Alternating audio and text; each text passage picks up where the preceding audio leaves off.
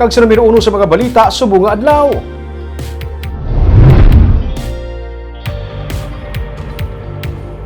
Mga light vehicles liwat yung requires ang Land Transportation Office nga mag-agi o kung magpa-inspeksyon sa private motor vehicle inspection. Ma-report si Nico Delfin.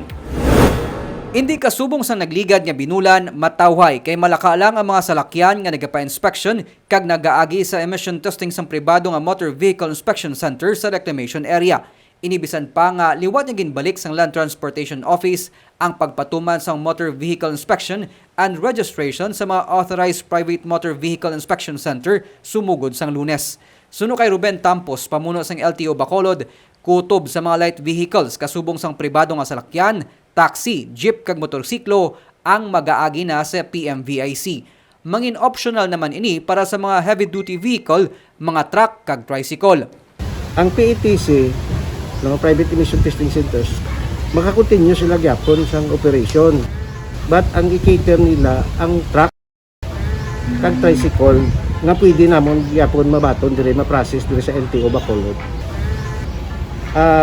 Ang iban nga na conduct sa nakakuha result sa PTC within sa area pwede na ma-register from other district offices nga hindi pa LTMS ang ila program. Handa naman magsunod ang mga drivers ang taxi nga sanday Angelito Basanta kag John G. Gonzaga sa mangin panibago nga patakaran sang LTO.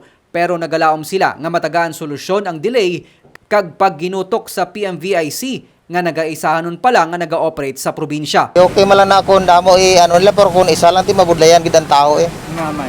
PTC pa para magtingob kamo datanan kung ano kadamo ang salakyan.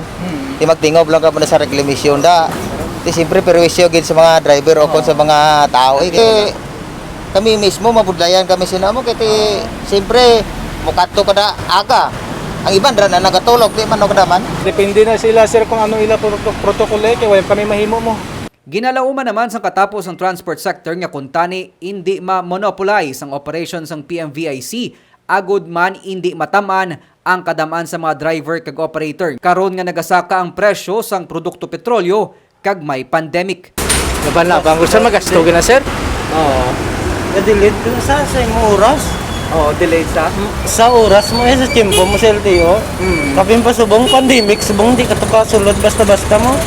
Nagapanindugan ang pamunuan sang LTO nga kinahanglan ang pagpatuman sang Land Transportation Management System agud man mapasiguro ang roadworthiness sang salakyan para man malikawan ang posible pagluntad sang aksidente sa dalanon.